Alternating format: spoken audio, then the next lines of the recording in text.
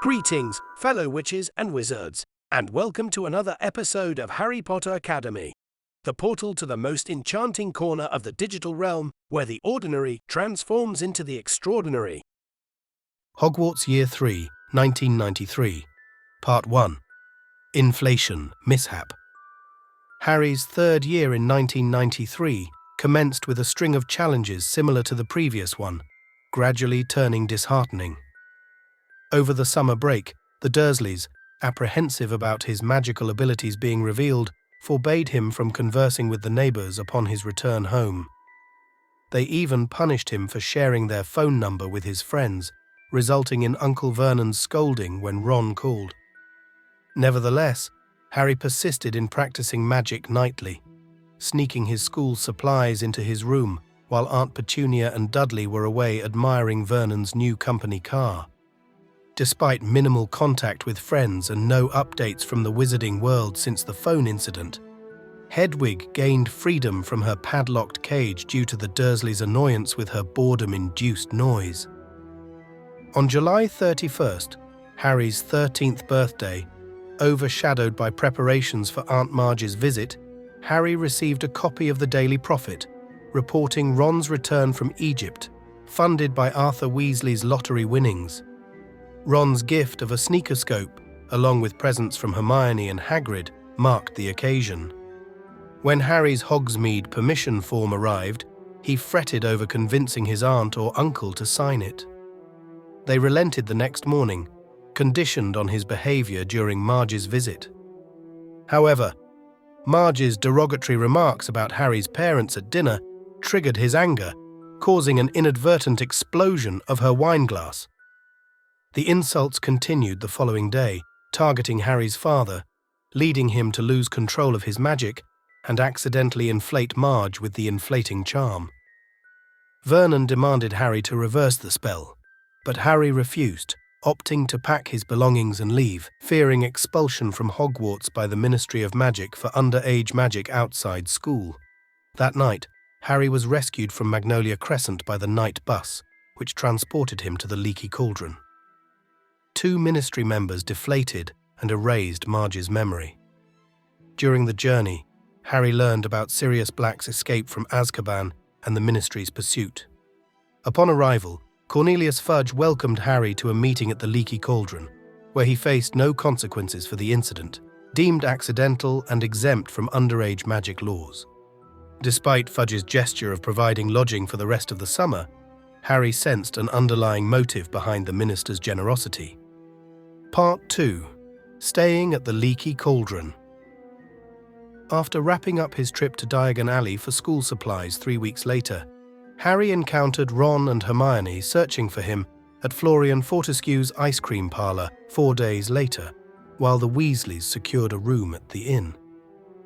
They were already aware of Harry's accidental inflation of Aunt Marge, with Ron finding it amusing and Hermione pondering Fudge's leniency. Ron, concerned for his ailing pet rat Scabbers, joined Harry in purchasing rat tonic at the magical menagerie. During their time in Diagon Alley, Harry learned from a shop assistant that rats typically have a lifespan of 3 years, raising questions about Scabbers' longevity as Percy Weasley's former pet. Ron declined to replace Scabbers despite the saleswoman's offer of a sleek black rat.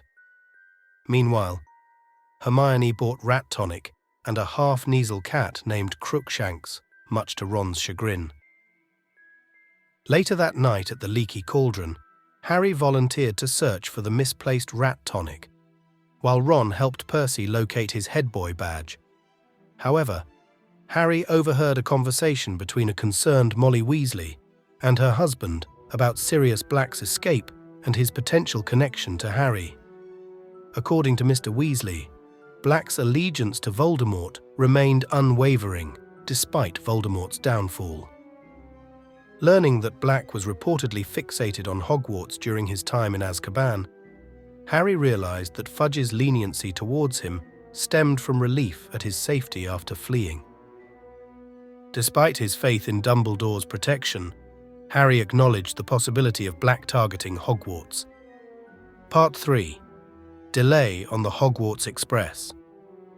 Upon reaching platform 9 3/4, Mr. Weasley pulled Harry aside to caution him against seeking out Black, but Harry insisted he had no intention of pursuing someone who wished him harm. Finding only one vacant compartment on the Hogwarts Express, Harry, Ron and Hermione were surprised to share it with a family friend, Remus Lupin, the newly appointed Defense Against the Dark Arts professor at Hogwarts. As Harry recounted the rumours about Black targeting him, the journey was interrupted when the Hogwarts Express halted halfway to Hogwarts. A Dementor, one of the hooded guards from Azkaban capable of draining happiness and inducing despair, boarded to search for Black. Ginny and Neville sought refuge in the trio's compartment due to their fear of the Dementors. The presence of the Dementors particularly affected Harry and Ginny, as Harry relived the trauma of his parents' murder by Voldemort, while Ginny recalled her possession by Tom Riddle's memory through his diary the previous year. Lupin intervened, casting a Petronus charm to repel the Dementor, saving Harry and Ginny from its deadly kiss. Overwhelmed, Harry fainted, only to revive after Lupin gave him chocolate to recover and sent a message to Professor McGonagall explaining Harry's condition.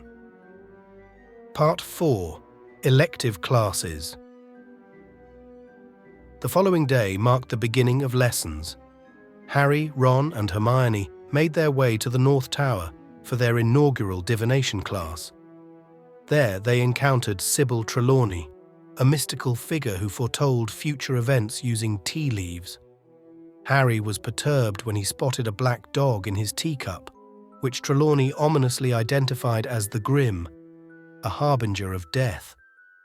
Harry's unease stemmed from memories of encountering a similar black dog during his past escapades. However, Professor Minerva McGonagall later reassured Harry that Trelawney's predictions, though unsettling, had not yet come to pass. Meanwhile, Hermione opted to take on nearly double the usual number of classes, some of which coincided in schedule. While she found Professor Lupin's classes enjoyable, Hagrid's soon turned tedious. During their Care of Magical Creatures lesson, Hagrid introduced them to hippogriffs. Despite initial trepidation, Harry successfully approached and rode a grey hippogriff named Buckbeak. However, the lesson took a dark turn when Draco Malfoy deliberately provoked the hippogriff into attacking him. Following the incident, Draco informed his father, Lucius Malfoy, about the provoked attack.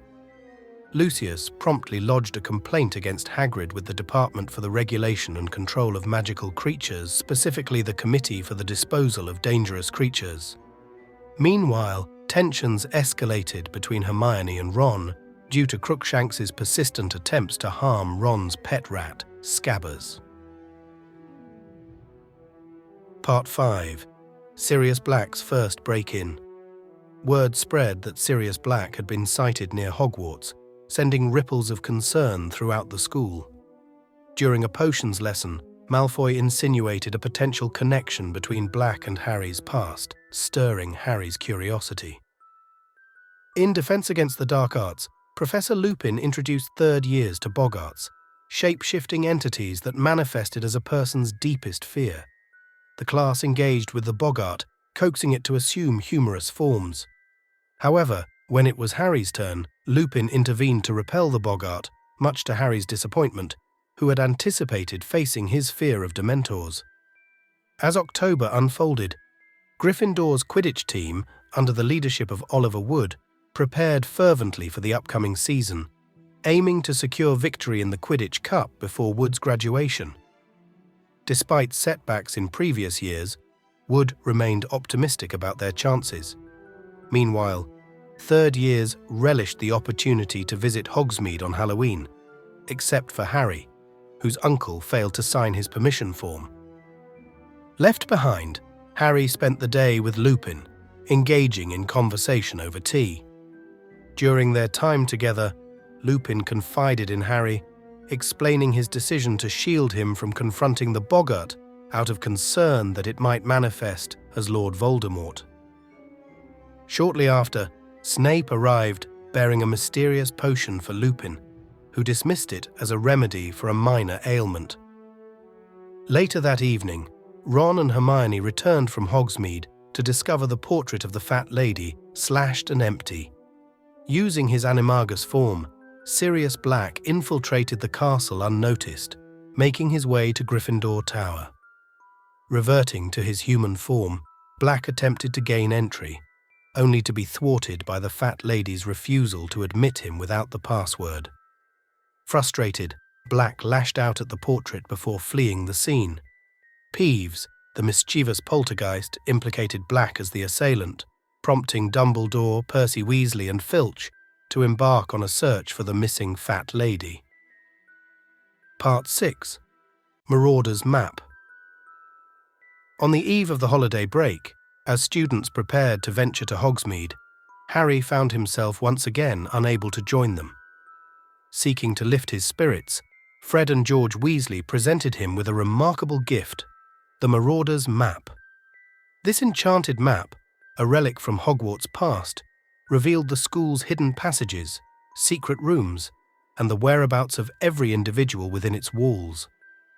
Eager to explore, Harry utilized the map to stealthily navigate to Hogsmeade, where he rendezvoused with Ron and Hermione at Honeyduke's. Amidst discussions of which sweets to procure for Harry, the trio ventured to the Three Broomsticks, a cozy pub managed by Madame Rosmerta. When unexpected company, including Minister Cornelius Fudge and several Hogwarts professors arrived, Harry discreetly concealed himself beneath their table to avoid detection, relying on the map to evade unwanted attention. While slipping back into the castle undetected, Harry inadvertently stumbled upon a conversation that would profoundly unsettle him. Sirius Black, Harry's parents' closest confidant and his own godfather, had allegedly betrayed them to Voldemort, resulting in their demise and the loss of their dear friend, Peter Pettigrew. The revelation of Pettigrew's apparent murder, accompanied by the chilling implication of Black's betrayal, left Harry reeling with disbelief and sorrow. Part 7. The Firebolt. During a heated Quidditch match, Harry encountered a group of menacing Dementors that caused him to lose consciousness and plummet from his broomstick. Miraculously, Albus Dumbledore intervened just in time to prevent a disastrous fall, but Harry's beloved Nimbus 2000 met a tragic fate as it was crushed by the Whomping Willow, leaving Harry devastated by the loss.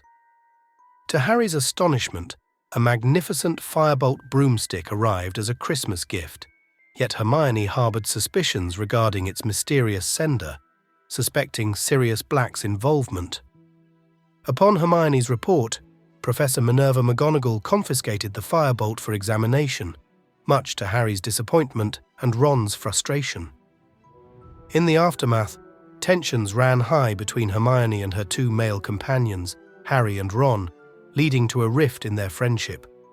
Despite their attempts to reconcile with Hermione once the Firebolt was eventually returned, their efforts were thwarted when Ron discovered his cherished pet rat, Scabbers, had gone missing.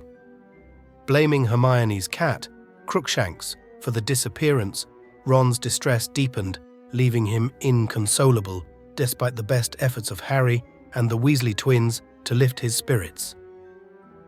Part 8. The Petronus. Under Lupin's tutelage, Harry delved into learning the art of producing a Petronus, the powerful charm capable of repelling Dementors. Despite its complexity, Lupin guided Harry through the process, allowing him to practice on a boggart initially. Harry's initial attempts fell short of success, a testament to the spell's advanced nature, surpassing even the standard required for OWL examinations. During their lessons, Harry discovered Lupin's connection to his father James and their shared past at Hogwarts, as well as Lupin's acquaintance with Sirius Black. By February, Harry showed considerable progress in mastering the Petronus charm, although complete proficiency remained elusive. At the conclusion of one lesson, Lupin elucidated the grim concept of the Dementor's kiss, explaining it would be Black's fate, a revelation further solidified by a somber article in the Daily Prophet. With renewed determination, Harry received his Firebolt back from McGonagall, its innocence confirmed, and seized the opportunity to hone his Quidditch skills before the upcoming match. Alongside Ron, he endeavoured to reconcile with Hermione, only to be interrupted by Neville's plight regarding a lost list of Gryffindor Tower passwords.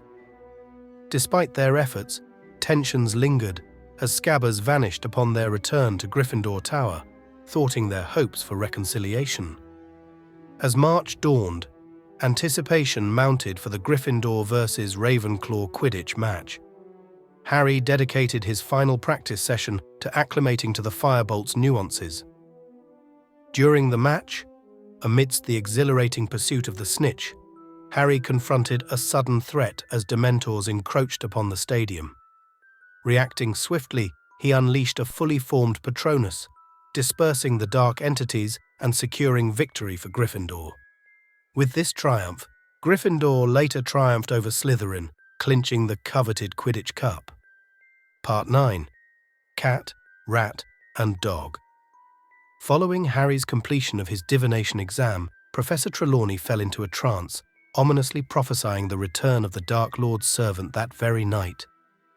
Amidst the turmoil, Harry, Ron, and Hermione reconciled their differences, only to be confronted with distressing news: Buckbeak's impending execution. Seeking to comfort Hagrid, they found themselves unexpectedly reunited with Scabbers, prompting Ron to scoop him up. Meanwhile, Cornelius Fudge, Albus Dumbledore, and the executioner approached Hagrid's hut, signalling imminent tragedy. Sensing danger, Harry, Ron, and Hermione hastily retreated through the back door, the spectre of Buckbeak's demise looming ominously. As they traversed the path, a chilling sound pierced the air, reminiscent of Buckbeak's supposed execution. Abruptly, chaos erupted as Scabbers sank his teeth into Ron, precipitating a frenzied pursuit toward the menacing Whomping Willow. There, a savage dog pounced on Ron, dragging him and Scabbers into the depths of a concealed passage beneath the tree's gnarled roots. Driven by desperation, Harry and Hermione pursued the canine assailant, discovering a hidden tunnel leading to the infamous Shrieking Shack. Inside, Harry came face to face with Sirius Black, a fugitive animagus capable of transforming into a beast at will, whose presence threatened to unravel their fragile sense of security. Part 10. The Prisoner of Azkaban. Lupin, alerted to their presence by the Marauders Map, abruptly entered the scene, warmly embracing his old comrade Black. Harry, Ron, and Hermione steadfastly clung to the belief that Pettigrew had perished at Black's hands, a notion vehemently denied by the latter. Moved by Lupin's urgings, Black reluctantly agreed to disclose the truth of the matter, recounting the events that unfolded during their Hogwarts days. Lupin divulged his affliction with lycanthropy, detailing Dumbledore's efforts to ensure his safety by constructing the Shrieking Shack and its secret passage. The Whomping Willow, strategically planted to conceal the entrance, thwarted any inadvertent encounters with Lupin in his transformed state. To preserve the ruse, rumours of spectral hauntings in the shack were intentionally propagated among Hogsmeade's populace. The clandestine alliance formed by Lupin's friends, Sirius, Pettigrew, and James Potter, soon emerged.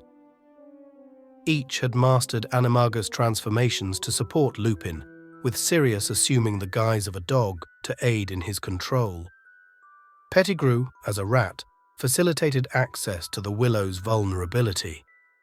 Lupin confessed his silence regarding Sirius's animagus status to Dumbledore, fearing repercussions for his own complicity in the trio's transgressions. As tensions peaked, Snape's sudden arrival, cloaked in Harry's invisibility cloak, further complicated matters. A tumultuous confrontation ensued, culminating in Snape's incapacitation at the hands of Harry, Ron, and Hermione. Their concerted efforts forced Pettigrew's reversion to human form, shocking all present, particularly Ron, whose pet Scabbers was unmasked as the treacherous Pettigrew. Black, driven by a fervent desire for retribution and to safeguard Harry, contemplated avenging his fallen comrades. Yet Harry's resolute conviction, rooted in his father's legacy, ultimately stayed their hands, preventing an irreversible descent into darkness. Part 11. Rescuing the Innocent. As they made their way back to the castle, the moon ascended, triggering Lupin's transformation into a werewolf. Amidst the chaos, Pettigrew seized the opportunity to flee, while Syrius morphed into his canine form to shield the group from Lupin's rampage. Lupin, in his beastly state, bolted, leaving behind a gravely wounded Black. As Dementors descended upon Black, poised to administer their soul-sucking kiss, Harry beheld a mysterious figure in the distance, conjuring a formidable Petronus in the shape of a stag, dispersing the dark creatures. Convinced it was his father, or perhaps his father's ethereal essence, manifesting the Petronus, Harry's belief was steadfast. With Black ensnared and destined for the Dementor's clutches, Hermione unveiled her possession of a time turner, a device entrusted to her to facilitate her attendance at multiple classes. Acting on Dumbledore's prompting, they embarked on a journey 3 hours into the past, observing their earlier selves navigate the harrowing events of the night. Liberating Buckbeak from his captivity, they raced back to the Whomping Willow. Confronted by the imminent attack of the other, Harry and Sirius, by the Dementors, Harry's realization dawned. The enigmatic figure he witnessed earlier was none other than his future self. Summoning every ounce of his courage, Harry conjured the powerful Petronus, driving back the encroaching Dementors. With Black's liberation assured, he mounted Buckbeak and soared to freedom, while Harry and Hermione hastened to return to their original time. As they glimpsed Dumbledore emerging from the hospital wing, their journey came to its completion, their actions altering the course of fate. Thanks for joining me on this magical journey in the wizarding world. But hold on to your broomsticks, because the magic is far from over. Make sure you're subscribed and hit that notification bell, so you're always in the loop when the next enchanting adventure begins. Before you apparate away, lend a bit of your magic by giving this video a thumbs up. It's like casting a charm that helps our community grow. Thanks for being part of this magical community. Until next time, don't forget to like, subscribe, and I'll see you in the next video.